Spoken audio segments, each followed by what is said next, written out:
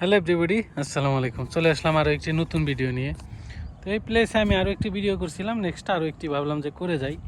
তো সেই কারণে এই গত ভিডিওতে সেম প্লেসই ছিল, তো এটা তো সেম প্লেস। তো আজকে কথা বলবো যে এই বাইকটা মানে মাইলেজ কেমন দেয়। বাইকটার মাইলেজ অনেকেই জানতে চান, কিংবা যারা নতুন কিনতে যাচ্ছেন তারাও এই বাইকটার মাইলেজ সম্পর্কে অনেকেই কোশ্চেন করে থাকেন। তো বাইকটার মাইলেজ মূলত 2025-এর মডেল যেটা, এটা আপনি ধরা যায় 38 থেকে 45-এর মধ্যে পাবেন, তবে এবারে যে 40 থেকে 42 ধরা যায় আর কি। এটা আমি প্রায় 2-3 মাস যাবৎ ইউজ করতেছি, মোটামুটি ভালোই চালাইছি, 3-4 হাজার কিলো। তো এটা মোটামুটি আপনার দেখা যাচ্ছে আমি এবারে যে 42 থেকে 45-এর মধ্যে মাইলেজটা পাই, তবে 40+ পাবেন এই আর কি।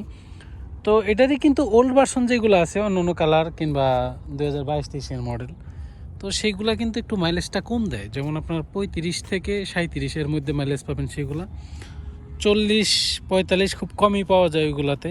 তো ওইগুলো একটু তেল বেশি খাইতো, আর এটার স্মুথনেস ওইগুলার থেকে মোটামুটি এটা একটু ভালো। 2025-এর মডেল যেটা, আপনারা জানেন যে এটার ইঞ্জিন অয়েল মানে মোবিল যেটা, ওইটা একটু বেশি লাগে এটাতে, হয়তো বা ইঞ্জিন মডিফাই করা হয়েছে যার কারণে।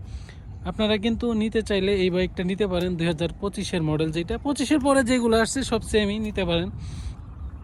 কিন্তু এটা 2022-23-এর মডেল যেটা ছিল ওইটাতে একটু তেলটা একটু বেশি খাইতো আর কি। দেখা যায় আপনার মোটামুটি 37 থেকে 40 উঠতো না যদিও, মানে মাইলেজ আপনার 35 থেকে 37-এর মধ্যেই থাকতো বেশিরভাগ সময়।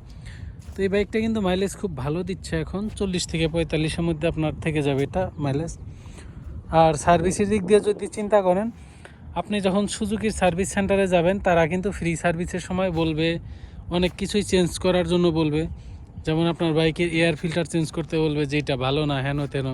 আপনি কিন্তু মোটেও চেঞ্জ করবেন না, মোটামুটি 7 থেকে 8 হাজার কিলো হইলে তখন এয়ার ফিল্টারটা চেঞ্জ করবেন। বড় জোর আপনি মোবিল চেঞ্জ করার সময় মোবিলের যে ফিল্টার আছে ওইটা আপনি চেঞ্জ করতে পারেন, কিন্তু এয়ার ফিল্টার এই যে উপরে থাকে সিটের এই নিচে, যেটার ভিতরে বাইক হাওয়া নেয় আর কি, তো এটা কিন্তু আপনি 8-10 হাজার কিলো না হলে চেঞ্জ করার দরকার নাই আপনার। ওরা কিন্তু বলবে যে এটার অবস্থা ভালো না। আবার অনেক সময় বলে ব্রেক প্যাডের অবস্থা ভালো না, মানে ওদের পার্টস বিক্রি করতে পারলেই প্রফিট।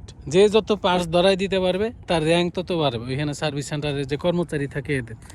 তারা ইচ্ছা করেই কিন্তু কোনো একটা জিনিস সার্ভিসিং করা বাদ দিয়ে, মানে ওইটা ঠিক না করে তারা কিন্তু চেঞ্জ করার ধান্দা করবে। তো আপনি ভুলেও এইগুলার ফাঁদে পা দেবেন না, তাহলে আপনার বাইকের সার্ভিস কস্ট অনেক বেড়ে যাবে। তো যাই হোক, যে বিষয় ছিলাম মাইলেজের বিষয়টা মূলত নিজের উপর ডিপেন্ড করে। আপনি যদি উড়াধুরা চালান, দেখা যায় 100-তে চাইনা চালাইলেন, তাইলে কিন্তু তেল একটু বেশি খাবে, এটাই স্বাভাবিক।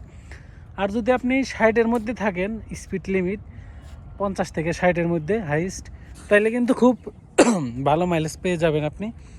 কারণ হলো এই রেঞ্জের মধ্যে দেখা যায় আরপিএম থাকে 2 থেকে 4-এর মধ্যে। এই যে দেখেন, এই যে আরপিএম, এই যে এখানে আপনার যদি 50-60-এ যদি স্পিডে রাখেন, দেখবেন আপনার 5-এ যাবেই না, সর্বোচ্চ 4-4.5 এরকম যাবে এটার মিটারের রেঞ্জটা।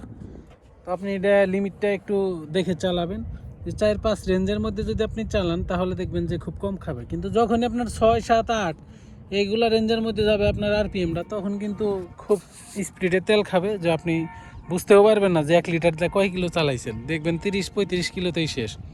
তো স্পিড কন্ট্রোলিংয়ে রেখে গাড়ি চালানোর চেষ্টা করবেন, এটা উড়াধুরা টানার প্রয়োজন নেই, যতটুকু প্রয়োজন অতটুকুই আপনি ইউজ করবেন।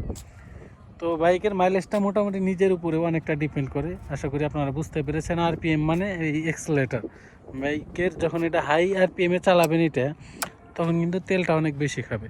সো সকলে সাবধান, এটা নর্মালি মাইলেজ 40 থেকে 45 আপনি ইজিলি পেয়ে যাবেন যদি আরপিএমটা মেনটেন করে গাড়িটা চালান। আশা করি বুঝতে পেরেছেন। যারা এই বাইকটা কিনবেন, তো আমার চ্যানেলে নতুন হলে সাবস্ক্রাইব করে আমার ভিডিওতে একটি লাইক দিয়ে দিবেন। ধন্যবাদ সবাইকে, দেখা হবে নেক্সট ভিডিওতে।